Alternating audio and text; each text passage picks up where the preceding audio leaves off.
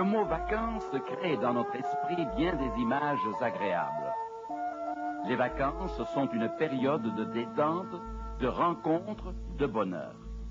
Les diverses publicités faites à la télévision, à la radio, dans les journaux et des brochures d'agences de voyage invitent à partir vers quelques paradis exotiques. Les aéroports surpeuplés, les routes encombrées, les plages pleines de monde évoquent le temps des vacances. Des voyages exceptionnels vers des terres inconnues sont organisés pour ceux qui peuvent s'offrir des vacances. Subjugués par l'attrait des îles des Antilles ou du Pacifique, des touristes y débarquent chaque année par milliers. Le soleil et les fleurs tropicales, les palmiers, la douce brise et la mer transparente attirent des personnes avides de changement et d'air pur. Certains aiment le camping à la montagne ou en forêt. Leurs appareils de photo ne chômeront pas. D'autres choisissent le canotage sur un lac ou le ski sur des pentes enneigées. Des touristes sont partout. Il en est qui apprécient le charme et le calme des îles tropicales, tandis que d'autres préfèrent la cohue de Hong Kong, le paradis des affaires. Beaucoup visitent des musées et des châteaux anciens, caméra au point. Plus tard, ils revivront ce qu'ils auront vu et en feront profiter des amis. Il y a aussi les vacanciers solitaires qui fuient les voyages organisés et les plages touristiques. Parmi eux sont les varapeurs, les parachutistes, les esprits indépendants qui recherchent l'aventure et les difficultés. Rien ne leur semble plus grisant que la descente périlleuse d'un rapide ou un voyage en ballon, les transportant dans les airs au gré des vents. Quelles qu'elles soient, les vacances marquent toujours un changement de rythme et de lieu. Pour la plupart, nous aimons ce changement. C'est ce qu'éprouve André Dupont. André est passionné par son métier. Il travaille 10 à 12 heures par jour, 6 jours par semaine. Il est connu comme l'homme le plus efficace de l'entreprise qu'il emploie. Il ne prend jamais de congé. Il est toujours accaparé par son travail. Mais une fois par an, André entasse sa famille et son matériel de camping dans une vieille voiture et se rend près d'un lac. Là, André se détend.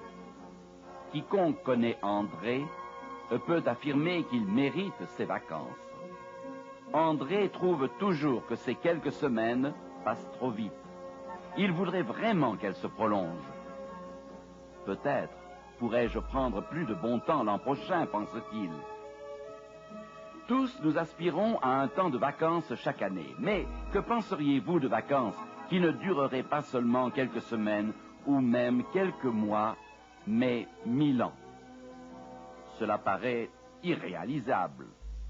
Pourtant, la Bible nous parle de telles vacances. Puis je vis descendre du ciel un ange qui avait la clé de l'abîme et une grande chaîne dans sa main. Il saisit le dragon, le serpent ancien, qui est le diable et Satan, et il le lia pour 1000 ans. Satan est dans une activité permanente. Son œuvre maléfique s'exerce sans cesse 7 jours par semaine, tous les mois de l'année, depuis des milliers d'années. Pour lui, pas de relâche. Partout, chaque jour, nous constatons les effets néfastes des activités de cet ange déchu. Ces œuvres de destruction, nous les voyons dans les hôpitaux, dans les maisons de retraite, dans les prisons et les camps de réfugiés. Il agit sur la nature par des tremblements de terre et des cyclones, et pousse les hommes à commettre des crimes et organiser des guerres. Si quelqu'un devait être mis en vacances, c'est bien Satan. Comme il n'est pas pressé d'en prendre, il faudra l'y forcer. Après leur rébellion, Satan et ses anges furent expulsés des cieux. La Bible dit, « Il y eut guerre dans le ciel, et il fut précipité le grand dragon, le serpent ancien, appelé le diable et Satan, celui qui séduit toute la terre, et il fut précipité sur la terre, et ses anges furent précipités avec lui. La terre, à peine sortie des mains du Créateur, est devenue le quartier général de Satan. Par ruse, il s'empara de l'autorité que Dieu avait conférée à Adam et Ève. Depuis, il n'a cessé de démontrer ce qui arrive quand la loi de Dieu est bafouée et que la créature choisit de ne pas suivre les conseils de son Créateur. Christ vint et mourut pour libérer l'humanité de la domination de Satan. La crucifixion du Christ fut le point culminant des activités de Satan, dans sa recherche à détruire le royaume de Dieu. Mais lorsque le Christ ressuscita et remonta auprès de son Père, Satan sut que ses jours étaient comptés.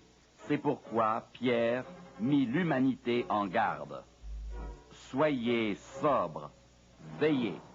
Votre adversaire, le diable, rôde comme un lion rugissant, cherchant qui il dévorera. La guerre commencée au ciel s'achèvera sur la terre quand Satan sera contraint de ne plus agir pendant 1000 ans. Cette période est souvent appelée du mot millénium. Il en est parlé dans le livre de l'Apocalypse. Quand le millénium va-t-il commencer? Voyons ce qu'en dit la Bible. Voici les événements qui accompagneront la seconde venue du Christ. Paul les décrit. Le Seigneur lui-même a un signal donné à la voix d'un archange et au son de la trompette de Dieu descendra du ciel. Remarquez aussi ce que dit l'apôtre Jean. Ne vous étonnez pas de cela, car l'heure vient où tous ceux qui sont dans les sépulcres entendront sa voix et en sortiront. Ceux qui auront fait le bien ressusciteront pour la vie, mais ceux qui auront fait le mal ressusciteront pour le jugement. Ainsi, il y aura 2 résurrections. Ceux qui auront été fidèles ressusciteront pour la vie, ceux qui auront fait le mal ressusciteront pour le jugement. Évidemment, les sauvés et les perdus ne ressusciteront pas au même moment. 2 résurrections sont annoncées. En nous penchant sur les Saintes Écritures, nous découvrons qu'une résurrection aura lieu au début des 1000 ans et une autre à leur fin. L'apôtre Jean dit ce qu'est la première résurrection. Heureux et saints ceux qui ont part à la première résurrection.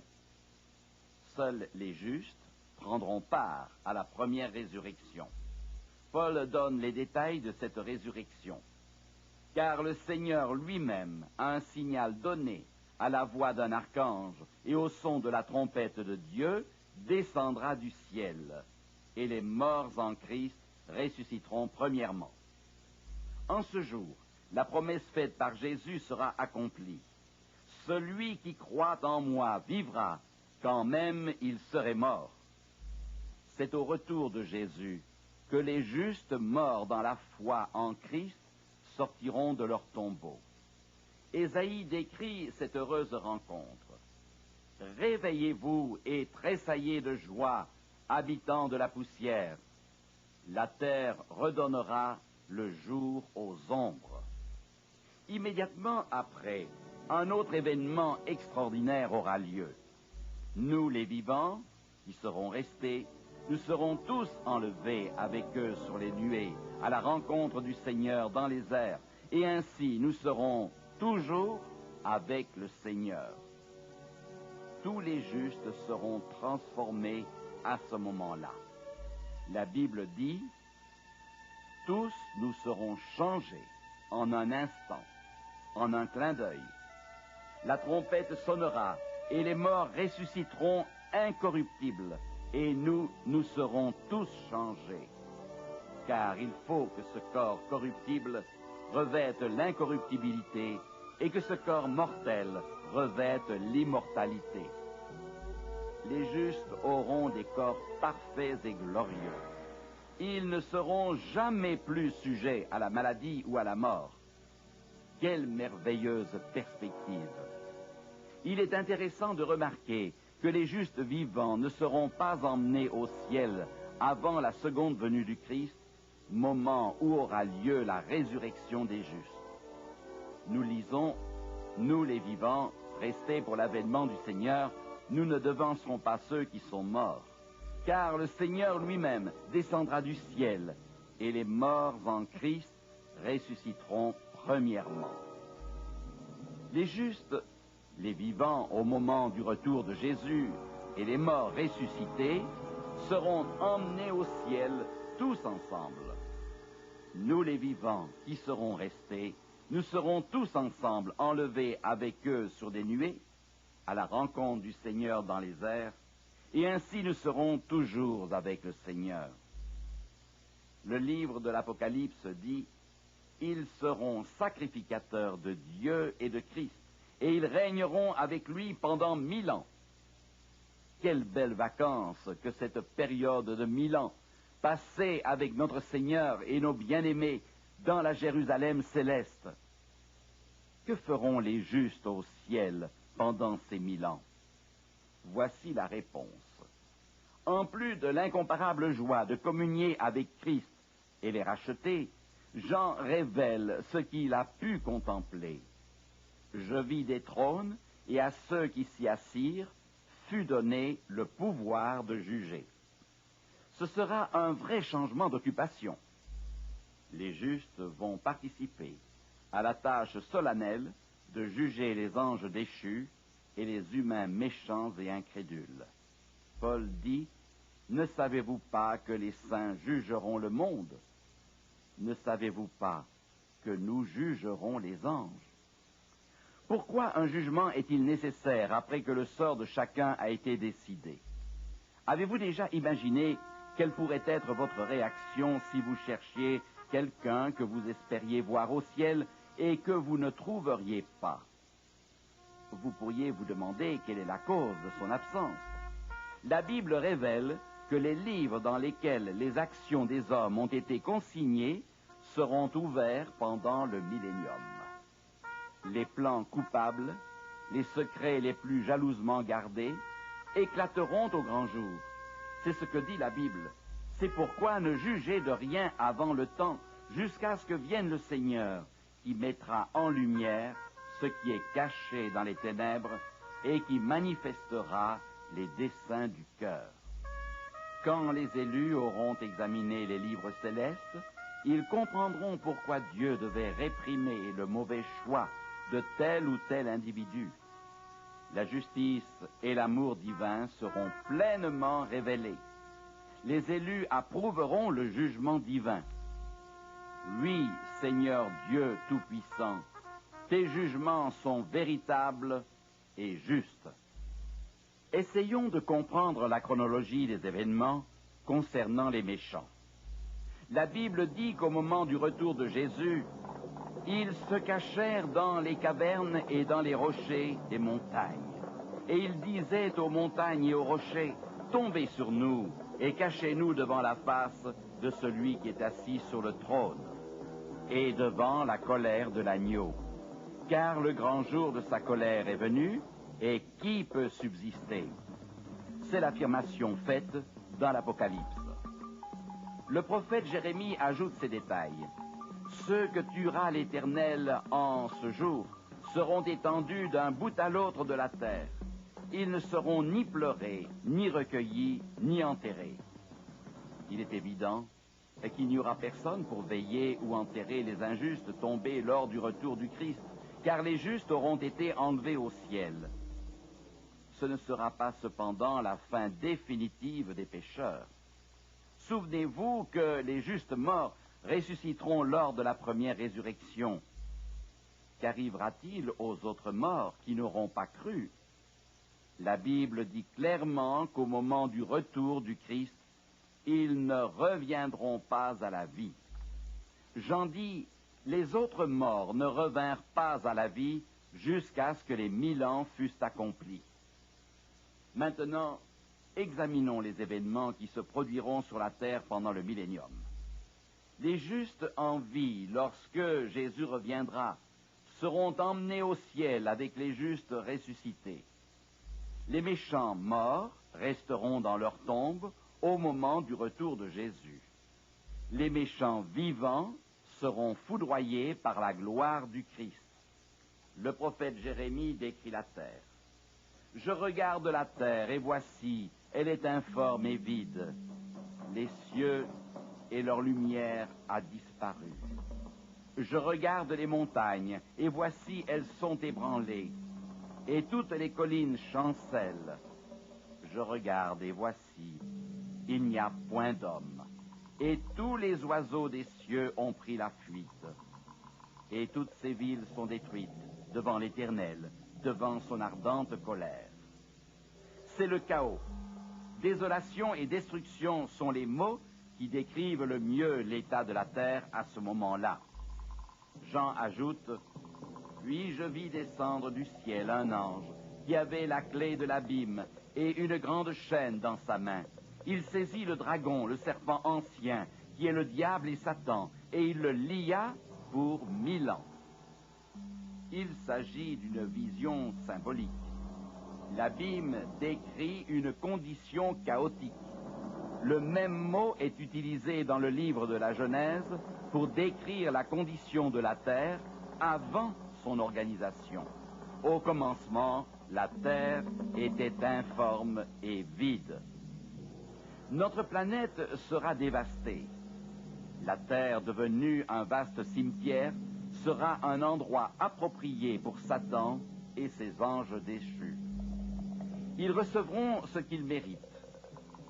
La condition de Satan sera d'être enchaîné ou lié pendant 1000 ans. Les justes seront au ciel. Les pécheurs resteront morts. Il n'y aura plus personne. Sur cette terre, tout ne sera que ruine. Dans le langage apocalyptique, la chaîne avec laquelle Satan est lié est une chaîne de circonstances. Il n'y a plus personne à tenter, aucune vie à détruire.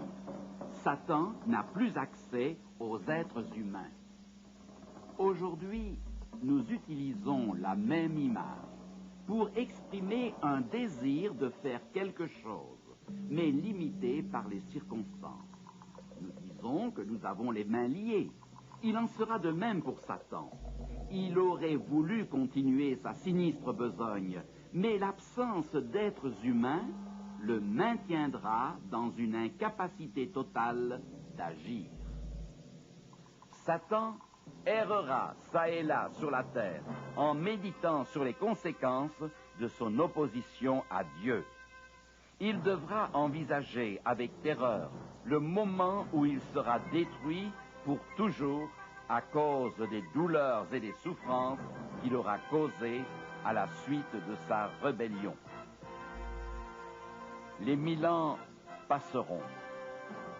Puis d'autres événements auront lieu à la fin de cette période. J'en dis, et je vis descendre du ciel, d'auprès de Dieu, la ville sainte, la Nouvelle Jérusalem. Cette vision est remarquable. La Jérusalem céleste sera une ville d'une superficie égale à la moitié de la France. Elle descendra du ciel dans toute sa splendeur et se posera sur la terre. J'en dis encore, les nations marcheront à sa lumière. Au moment où la ville descendra avec Jésus-Christ et ses fidèles, se produira un autre événement. Les autres morts ne revinrent point à la vie jusqu'à ce que les 1000 ans fussent accomplis. Les pécheurs morts ressusciteront. Ce sera le triste rassemblement de tous les pécheurs depuis Adam jusqu'à la seconde venue de Jésus. L'apôtre Jean dit, « Leur nombre est comme le sable de la mer. » L'apôtre prédit un autre événement qui se réalisera au même moment. Quand les 1000 ans seront accomplis, Satan sera relâché de sa prison et il sortira pour séduire les nations. La chaîne de circonstances qui avait lié Satan sera ôtée momentanément. Les méchants étant ressuscités, aussitôt que Satan en aura la possibilité, il retournera à ses anciennes habitudes qui ont toujours été de tromper et séduire. Les méchants suivront Satan, leur chef. Le diable les organisera en une grande armée pour tenter de s'emparer par la force de la Nouvelle Jérusalem. Ce sera la dernière grande bataille. L'immense armée avancera sous le commandement de l'ange rebelle. Jean a décrit ce qui arrivera. Ils montèrent sur la surface de la terre et ils investirent le camp des saints et la ville bien-aimée. Alors l'ennemi de Dieu tentera une dernière fois de dominer le monde en s'emparant de la cité de Dieu. Jean dit clairement que cette ultime tentative aboutira à un échec total. Dieu mettra fin à la bataille avant même que l'attaque n'ait commencé. Un feu descendit du ciel et les dévora. Pierre a vu ce feu en vision et décrit ce drame final en ces termes. Les cieux passeront avec fracas, les éléments embrasés se dissoudront, et la terre, avec les œuvres qu'elle renferme, sera consumée. C'est ainsi que Satan, ses anges et les pécheurs seront exterminés pour toujours. C'est la seconde mort. Maintenant, récapitulons ces événements qui se dérouleront avant, pendant et après les 1000 ans. Premièrement, voici les événements qui prendront place au début du millénium. Le retour de Jésus, la résurrection des justes morts en Christ, tous les justes emmenés au ciel, la destruction des pécheurs vivants. Deuxièmement, voici les événements qui se dérouleront pendant le millénium. Tous les méchants sont morts, la terre est désolée, Satan est dans l'impossibilité d'agir, les saints dans le ciel participent au jugement. Troisièmement, à la fin du millénium, 3 événements prennent place presque simultanément. Les pécheurs ressuscitent, Satan est à nouveau libre d'agir, Christ et les justes dans la Jérusalem céleste descendent sur la terre, Satan et son armée investissent la Jérusalem céleste, le feu descend et les consume, la terre est purifiée et restaurée. Jean dit: puis je vis un nouveau ciel et une nouvelle terre, car le premier ciel et la première terre avaient disparu. Descendre d'un monde débarrassé du virus du péché, Dieu refera un monde nouveau. Dieu permit à Ésaïe d'entrevoir cette nouvelle terre. Dieu dit: je vais créer de nouveaux cieux et une nouvelle terre. On ne se rappellera plus les choses passées. Elles ne reviendront plus à l'esprit. On n'y entendra plus le bruit des pleurs et le bruit des cris. Ils bâtiront des maisons et les habiteront. Ils planteront des vignes et en mangeront le fruit, et mes élus jouiront de l'œuvre de leurs mains. Dieu promet une glorieuse éternité à ceux qui ont accepté Jésus comme leur sauveur et ont accepté d'obéir inconditionnellement. L'esprit humain ne peut pas comprendre la gloire du paradis que Dieu prépare pour ceux qui l'aiment et le suivent. Ce sont des choses que l'œil n'a pas vues, que l'oreille n'a pas entendues, et qui ne sont pas montées au cœur de l'homme, des choses que Dieu a préparées pour ceux qui l'aiment. Actuellement, les plus belles vacances sur cette terre ne sont rien en comparaison de l'éternité merveilleuse que Dieu prépare pour ses enfants. Quel dommage que tant d'hommes et de femmes perdront un aussi glorieux destin. Le prix leur paraît trop élevé. Ils ne veulent pas choisir Jésus-Christ comme leur sauveur et leur maître. Parce qu'ils auront échangé la vie éternelle pour des plaisirs corrompus et éphémères, ils perdront tout ce que Dieu désirait leur donner gratuitement. Jésus a dit: Que servirait-il à un homme de gagner le monde entier s'il perd sa vie? Y a-t-il quelque chose qu'un homme puisse donner pour racheter sa vie? La vie éternelle sur la nouvelle terre est d'une valeur inestimable. Elle vaut la peine de faire le bon choix.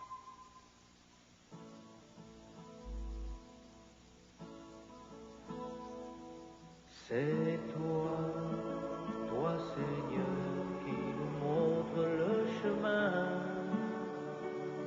vers Dieu notre Père, Dieu l'espérance. C'est toi, toi Seigneur, qui nous donne la main vers Dieu la lumière, le soleil de nos vies. C'est toi, Seigneur, qui me mène, alors je n'ai plus rien à craindre.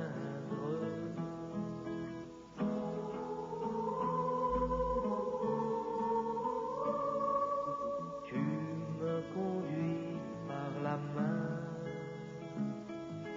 là où je serai rassasié.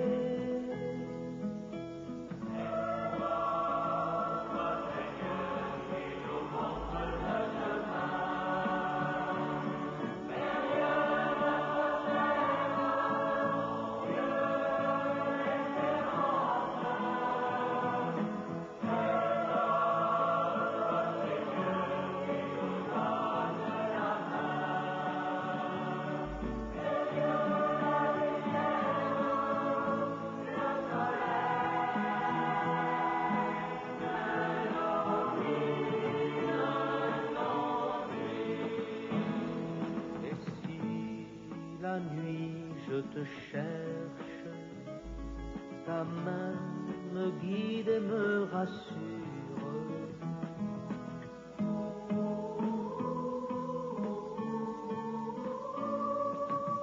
Je peux aller jusqu'au bout, je sais que tu marches avec moi.